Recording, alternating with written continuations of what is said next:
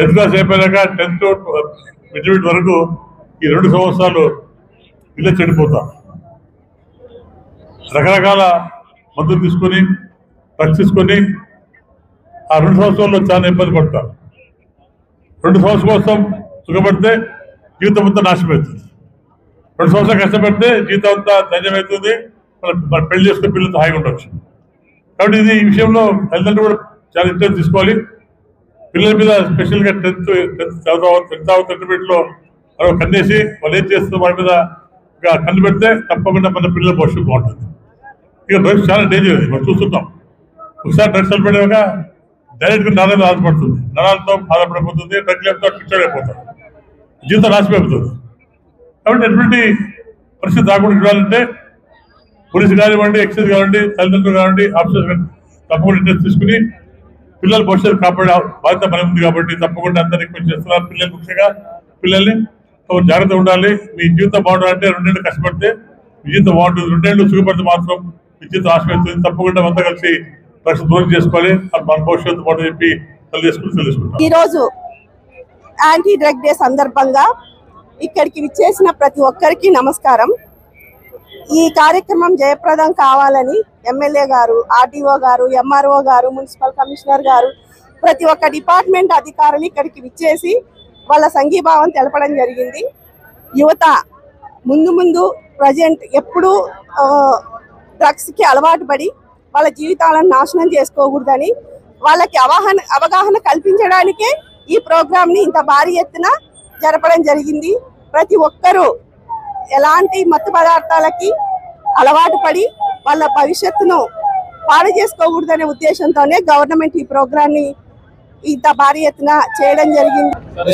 భారత్ అభియాన్ కార్యక్రమంలో భాగంగా ఈరోజు యాంటీ డ్రగ్స్ డే సందర్భంగా డ్రగ్ రహిత ఆంధ్రప్రదేశ్ రాష్ట్రాన్ని తీర్చిదిద్దడంలో భాగంగా రాష్ట్ర ప్రభుత్వం పలు చర్యలు చేపట్టింది. ఇందులో భాగంగా మన డోన్ నియోజకవర్గంలో ఎక్సైజ్ శాఖ ఆధ్వర్యంలో ఎమ్మెల్యే గారు వీళ్ళందరూ కూడా అటెండ్ కావడం జరిగింది.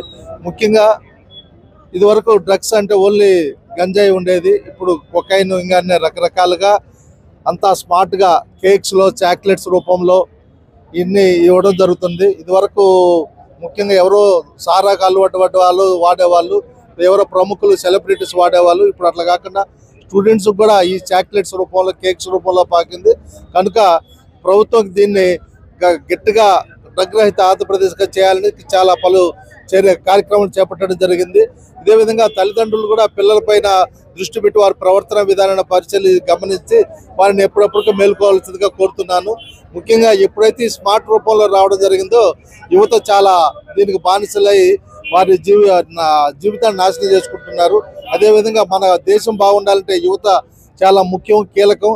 కాబట్టి అటువంటి యువత నిస్సారం కాకూడదు, డ్రగ్స్కి అలవాటు పడకూడనే ఉద్దేశంతో రాష్ట్ర ప్రభుత్వం భారతదేశం చాలా చర్యలు చేపడుతున్నది.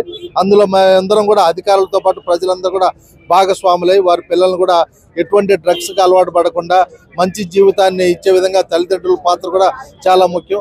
అధికారులందరూ రాష్ట్ర ప్రభుత్వానికి అనుగుణంగా చర్యలు చేపట్టడం జరుగుతుంది. ఇందులో భాగంగా ఎక్సైజ్ డిపార్ట్మెంట్ పలు కార్యక్రమాలు చేపడుతున్నది. దానికి అనుగుణంగా అందరూ అఫీషియల్స్ అందరం కూడా అన్ని డిపార్ట్మెంట్స్ వారు కోఆపరేట్ చేస్తూ ఈ డ్రగ్ రహిత ఆంధ్రప్రదేశ్ తీర్చిదిద్దడంలో ప్రజలందరితో పాటు అధికారులందరూ కూడా ముఖ్య పాత్ర వహిస్తారని సందర్భంగా కోరుకుంటున్నాం. ముఖ్యంగా ప్రజలు కూడా మాతో పాటు పార్టిసిపేట్ అయ్యి రాష్ట్రాన్ని, దేశాన్ని డ్రగ్ రహిత రాష్ట్రంగా, దేశంగా తీర్చిదిద్దేందుకు అందరూ కూడా పాటుపడవలసిందిగా కోరుతున్నాను.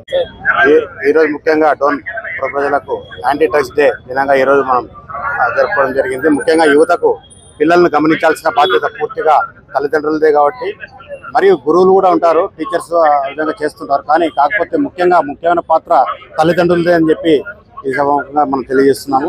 మనం ఎంత ఉన్నా కూడా పిల్లలు అంటే వాళ్ళు తినే తిండి కాడి నుంచి వాళ్ళు ఏం తింటున్నారు, ఎక్కడ తిరుగుతున్నారు, ఫ్రెండ్స్ని బట్టి ఇక్కడ మనం గమనించాల్సిన పూర్తి బాధ్యత తల్లిదండ్రులు తీసుకోవాలని చెప్పి ఈ సభగా తెలియజేస్తున్నాము.